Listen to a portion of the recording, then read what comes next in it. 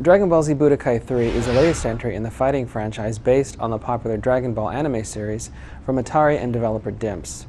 Now, while the quality of previous Dragon Ball efforts has been pretty spotty, we're happy to report that Atari and DIMPS have actually learned quite a few lessons with that last installment and have taken a back-to-basics approach with Dragon Ball Z Budokai 3, which is looking like it's actually going to be the very best entry in the series to date.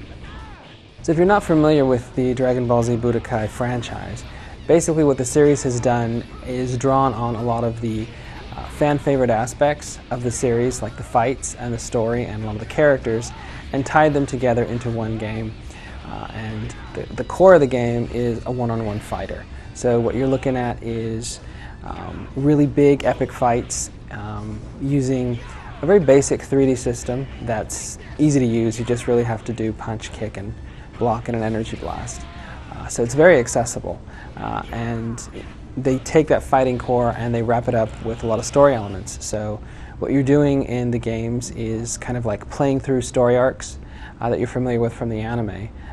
And if you're familiar with the show, then pretty much all the stories wind up in big fights.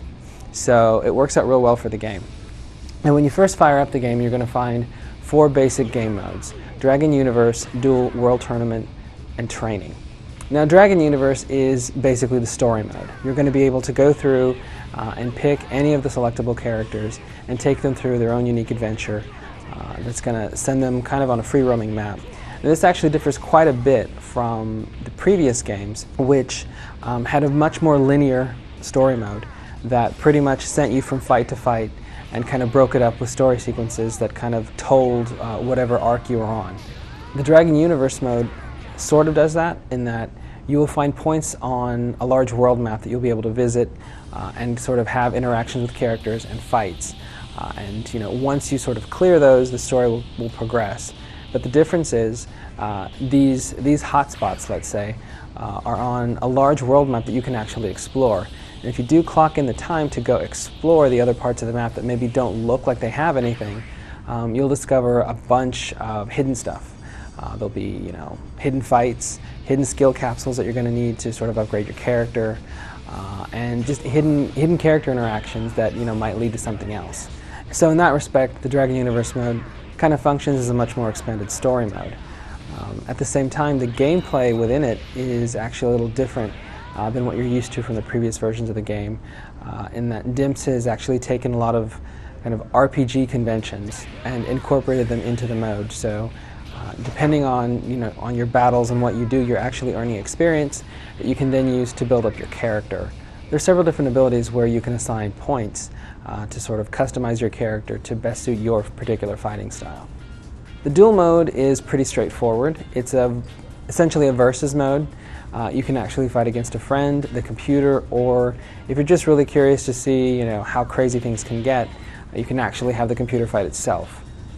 World Tournament is pretty much what it sounds like. It's a multi-tier tournament that you participate in to earn money, basically. And you can use that money in the store that you'll find in the game to buy new skill capsules that you can use to upgrade your character. Now, while you have those main modes, if you get to be really good, you'll unlock the Dragon Arena, which is a very unique fighting mode in the game. I mean, at its core, the game is basically just kind of another variation on the versus mode. But this time out, the characters that you're fighting against are very different. In addition to computer-generated characters, you're also going to be competing against player-generated characters by inputting passwords that you're going to find on a website associated with the game. So as you go through the game and you get passwords that are associated to the character that you're customizing, you can actually put those on the website and let anybody fight against your particular custom character. It's not quite online play, but it's cool nonetheless. Now, if you've been a fan of the franchise since the first game, you should be pretty familiar with the core fighting mechanics in the game. You're going to have a punch and a kick button, a block button, and a key button that's going to let you fire mystical energy that you're storing. Now, you're going to find variations of that. You're going to be able to perform throws by pressing 2 buttons together, and different sorts of fighting combos by alternating your punches and your kicks. But DIMPS is actually building on top of that solid foundation and incorporating a brand new feature that is pretty significant. This time out, you're actually going to have the opportunity to do a teleport counter. This will let you not only avoid taking damage, but it will let you inflict some damage on your opponent for trying to get the drop on you. And the really smart thing about the move is that it's not free. Basically, you have a key meter that we've kind of mentioned in the game, and that builds up and stores energy, and you're able to use it to perform skills, to transform into your super incarnation, depending on the character that you're playing, and fire off energy attacks. But when you use a counter, you will take 1 bar away out of that meter. So you can't counter forever, which is good.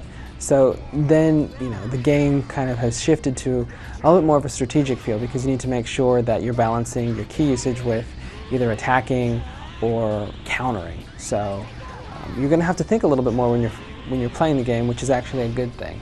Because one of the complaints about the franchise has just been that the fighting system has